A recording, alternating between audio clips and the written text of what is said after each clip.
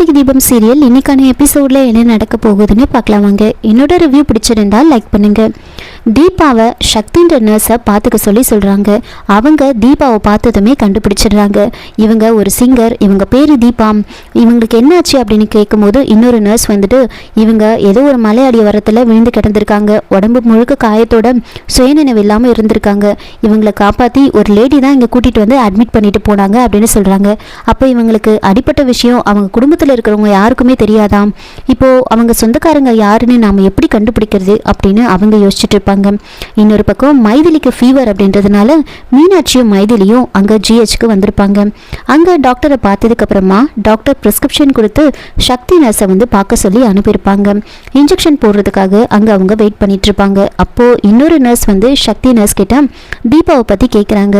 இப்போது ஐசியூவில் ஒரு பேஷண்ட்டை வந்து அட்மிட் பண்ணியிருக்காங்கல்ல, அவங்களோட பேர், அவங்க எந்த ஊர் அப்படின்னு எதுவுமே தெரியலையே, நாம் எப்படி வந்து ஃபில் பண்ணுறது அப்படின்னு கேட்டுட்டு போயிருப்பாங்க.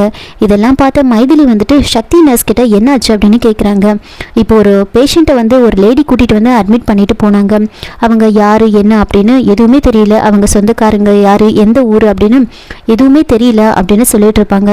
இது கேட்டதுமே மீனாட்சிக்கே ஒரு மாதிரி ஆகிடும். டாக்டர்லாம் பார்த்து முடிச்சுட்டு வெளியில் வந்ததுக்கப்புறமா மீனாட்சி வந்து மைதிலி கிட்ட வந்து சொல்கிறாங்க, எனக்கு அந்த பொண்ணை பற்றி கேட்டதுமே வந்து ஒரு மாதிரி இருக்குது. நம்ம கோவிலுக்கு போயிட்டு அந்த பொண்ணுக்காக வேண்டிக்கிட்டு விபூதி எடுத்துகிட்டு வந்து அந்த பொண்ணு நெத்தியில் வச்சு விடலாம்.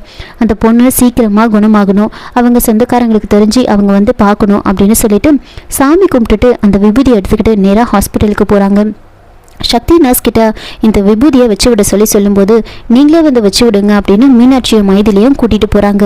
கரெக்டாக அந்த ஐசியூ கிட்ட போகும்போது டாக்டர் அங்கே வந்துடுவார். அப்போ டாக்டர் கிட்ட அந்த சக்தி நர்ஸ் சொல்லும்போது டாக்டர் வந்து அதெல்லாம் யாரும் பார்க்கக்கூடாது, பார்த்தா வந்து ரொம்ப இன்ஃபெக்ஷன் ஆகிடும் அப்படின்னு சொல்லிட்டு போகிறாங்க. இதனால மீனாட்சி வந்துட்டு நீங்களே வந்து அவங்க நெத்தியில் வச்சு விட்டுருங்க அப்படின்னு சொல்லிட்டு மீனாட்சியும் மைதிலையும் அங்கேருந்து வந்துடுவாங்க. இன்னொரு பக்கம் குடிக்கிறதுக்கு காசு இல்லைன்னு சொல்லி கற்பகத்தோட ஹஸ்பண்ட் வந்துட்டு தீபாவோட தாலி எடுத்துக்கிட்டு அடகு கடையில் வைக்கிறதுக்காக போகிறாங்க. அங்கே சேட்டு வந்துட்டு அந்த நகையை பார்த்துட்டு இது எப்படியும் திருட்டு தாலி தான், இதுக்கு நான் 1000 ரூபாய் தான் கொடுக்க முடியும் அப்படின்னு சொன்னதுனால அந்த நகையை திரும்ப வாங்கிக்கிட்டு வீட்டுக்கு வந்துடுறாரு கற்பகத்தோட ஹஸ்பண்ட். கார்த்திகோ இன்ஸ்பெக்டர் சரவணனும் வந்து தீபாவை தேடி வந்துட்டுருக்காங்க.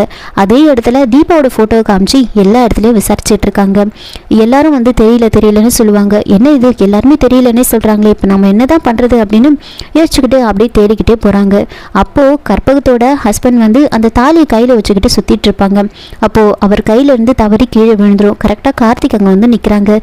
கீழே விழுந்ததுனால எதிர்ச்சியாக தான் அந்த தாலியை எடுத்து கற்பகத்தோட வீட்டுக்காரர்கிட்ட கொடுக்குறாங்க. அவர் வந்துட்டு அதுக்கப்புறமா கார்த்தி வந்து அந்த தாலியை வந்து நோட்டீஸ் பண்ணுறாரு. ஒரு நிமிஷம் அந்த தாலியை கொடுங்க, நான் பார்த்துட்டு கொடுக்குறேன் அப்படின்னு சொல்லிட்டு வாங்கி பார்க்குறாங்க. பார்த்துட்டு இந்த தாலி உங்களுக்கு எப்படி கிடைச்சிது அப்படின்னு கேட்கும்போது இது என் பொண்டாட்டியோட தாலி அப்படின்னு சொல்கிறாங்க.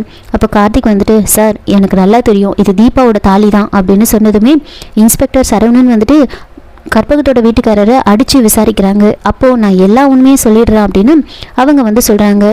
2 நாளைக்கு முன்னாடி மலையடிவாரத்தில் ஒரு பொண்ணு ரொம்ப காயப்பட்டு கீழே விழுந்து கிடந்தது, சுயநினைவே இல்லாமல் இருந்துச்சு. அந்த பொண்ணை காப்பாற்றி என் பொண்டாட்டி தான் வீட்டுக்கு கூட்டிகிட்டு வந்தா. வீட்டுக்கு கூட்டிகிட்டு வந்து ஒரு சில வைத்தியெல்லாம் பார்த்தா, ஆனால் அந்த பொண்ணுக்கு சுயநினைவே வரல. அதனால் டாக்டர் கூட்டிகிட்டு வந்து பார்த்தோம். அதுக்கு டாக்டர் வந்துட்டு இந்த பொண்ணுக்கு இங்கெல்லாம் வந்து ட்ரீட்மெண்ட் பண்ண முடியாது, நீங்கள் சென்னைக்கு கூட்டிகிட்டு போங்க அப்படின்னு சொல்லிட்டு போனாங்க.